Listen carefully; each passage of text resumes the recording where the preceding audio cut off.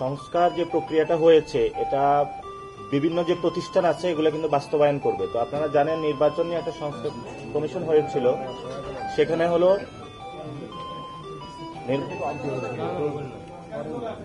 নির্বাচন কমিশন নিয়ে একটা নির্বাচন কমিশনের একটা সংস্কার প্রস্তাব এসেছে।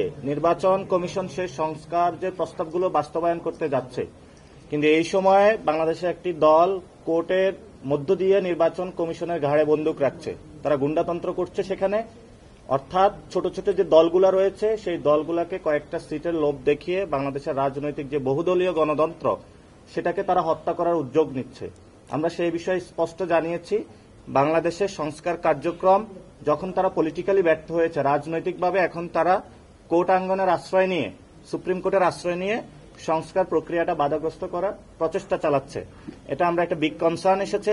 সেখানে আমরা আমাদের যারা লয়ার্স কাউন্সিল সুপ্রিম কোর্টে তারা গতকাল মুভ করেছিল এবং সেই বিষয়ে তারা সেখানে কথা বলেছে এবং তারা সেখানে উপস্থাপন করেছে যে কি প্রক্রিয়ায় কাজটা করা হচ্ছে।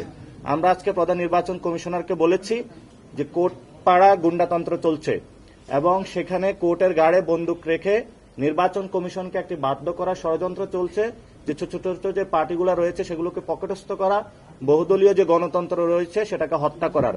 আমরা বাংলাদেশে গণতন্ত্র প্রক্রিয়াকে এগিয়ে নিতে চাই, বহুদলীয় গণতন্ত্রে আমরা সুস্পষ্ট করতে চাই এবং শত শত ফুল আমরা ফুটতে দিতে চাই।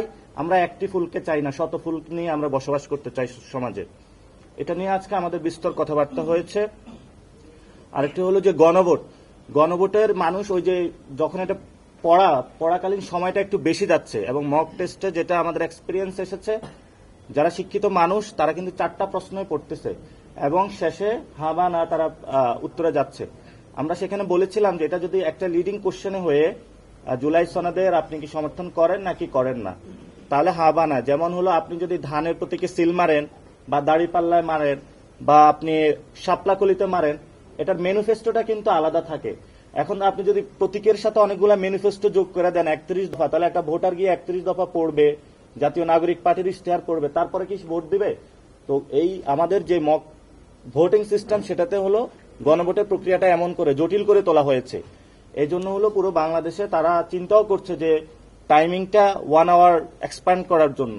আমরা সেখানে বলেছিলাম যে আপনি যদি লিডিং কোশ্চেন এটা দেন, জুলাই সনদে হ্যাঁ বা না বলুন, তাহলে এটা ইজি করার জন্য। এবং তারা বলেছে যে এটাতে সাংস্কৃতিক যে মন্ত্রণালয় রয়েছে তারা সেটাকে অনবোর্ড করতেছে এবং আমাদের যে তথ্য মন্ত্রণালয়। কিন্তু আমরা বলেছি যে আপনি 2টা মন্ত্রণালয় দিয়ে শুধু পারবেন না, জনগণকে এটার মধ্যে বড় আকারে অ্যাক্টিভ তাদের পার্টিসিপেশন লাগবে এবং সেই অ্যাক্টিভ পার্টিসিপেশনের জায়গায় আমরা সর্বোচ্চ সহযোগিতা করতে প্রস্তুত রয়েছি, যেহেতু একটা আমাদের নতুন একটি যুগে আমরা পদার্পণ করতে যাচ্ছি।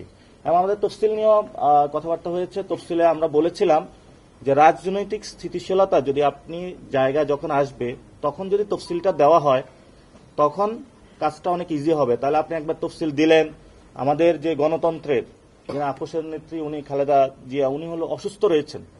সো ফলত আমাদের এখানে বাংলাদেশের পলিটিক্যাল যে এরিনা রয়েছে সেটা হলো একটা সংকটময় পরিস্থিতি রয়েছে। আমরা বলতেছি সংকটগুলো উত্তরণ করে একটা সুন্দরভাবে তফসিল দিয়ে সবাইকে অনবোর্ড করে ভোটিং প্রসেসে যাওয়ার জন্য। জি না, আমরা কেন তফসিল পিছাতে চাইব? আমরা বলতেছি যে সংকটগুলো সমাধান করে তফসিলটা দেওয়ার জন্য।